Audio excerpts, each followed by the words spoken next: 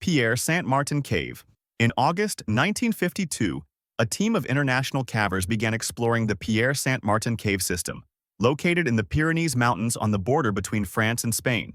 At the time, it was believed to be the deepest cave in the world. One of the team members was Marcel Lubens, a 33-year-old French engineer and experienced cave explorer. He was second in command of the expedition, which was led by a Belgian professor named Cousin. The team spent almost a week underground, setting up rope ladders, exploring deep passages, and mapping vertical shafts inside the mountain. On Wednesday, August 27th, after 6 days underground, Lubens began the journey back up. He was being lifted through a deep vertical shaft using a steel cable and winch system. But just as he neared the top, the cable suddenly snapped. Lubens fell 130 feet, almost 40 meters, down a steep rock slope. He survived the fall, but his back was badly broken, and he fell into a coma. He was now lying deep underground, about 1,260 feet, 384 meters, below the surface. Despite the danger, the team launched a rescue mission. Cavers climbed down ropes to reach him, and a doctor made the descent too. In the cold, dark chamber, lit only by headlamps and candles, they checked Lubens' condition and did everything they could.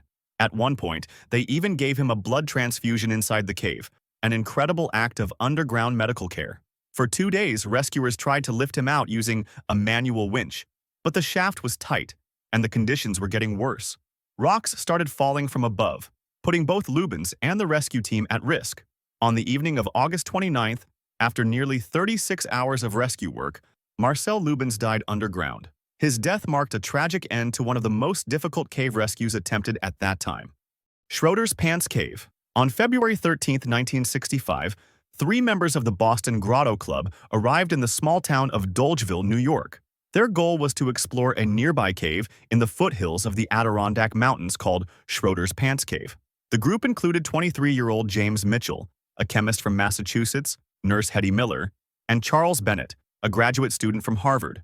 Before they entered the cave, Mitchell met with George Lyon, a local man who, along with Herb Schroeder, had discovered the cave back in 1947. Lyon gave them some information about the cave's layout, but no one warned them about the current conditions inside. The weather had been cold that week, and melting ice and snow were now sending freezing water through the cave's tunnels. Still, the 3 cavers went in.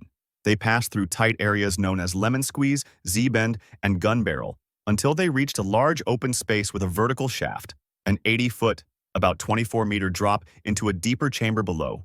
Mitchell was the first to go down. He clipped into his safety gear and began lowering himself, but something went wrong. He got stuck partway down the rope and seemed to be in trouble. Miller said he tried to go lower, then tried to climb back up, but he couldn't move in either direction. Freezing water was pouring directly onto him from above. Rescue teams later estimated that around 10 gallons, 38 liters, of water per minute were hitting him.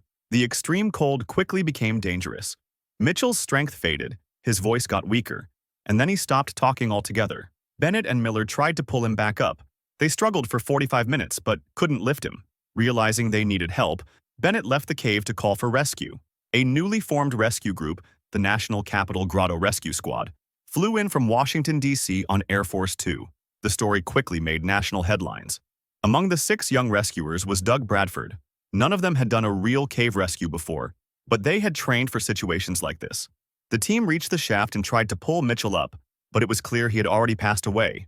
His body was limp, and they realized it was now a recovery mission. The rescuers spent 3 days trying to widen parts of the cave so they could remove his body. But during one of their rigging attempts, part of the shaft collapsed. Dirt and rocks began falling, making it too dangerous to continue. Mitchell's body, still hanging in his harness, couldn't be recovered. The cave was sealed for safety. Explosives were used to close the entrance, and large boulders were placed over the collapse. A memorial headstone was set up near the site to honor him. Talu Cave. On October 13, 2007, a group of 9 people went into Talu Cave in Khao Sok National Park, Thailand. The group included 6 tourists, 4 from Switzerland, a 10-year-old boy from Germany, and a teenage girl from the UK, along with 2 Thai guides. The cave is famous for its beautiful narrow tunnels filled with shallow water. During the dry season, tours through the cave are common, but this trip happened in the middle of the rainy season. The group entered the cave shortly after noon. The weather near the entrance seemed fine. No rain had fallen that morning, but rain had already fallen in the mountains upstream, where the cave's water comes from. Talu Cave is part of a big drainage system, so even rain far away can cause flooding inside the cave. As the group walked deeper, they followed a stream that slowly got deeper. The guides noticed the water rising but decided to keep going. Just minutes later, a flash flood rushed through the cave.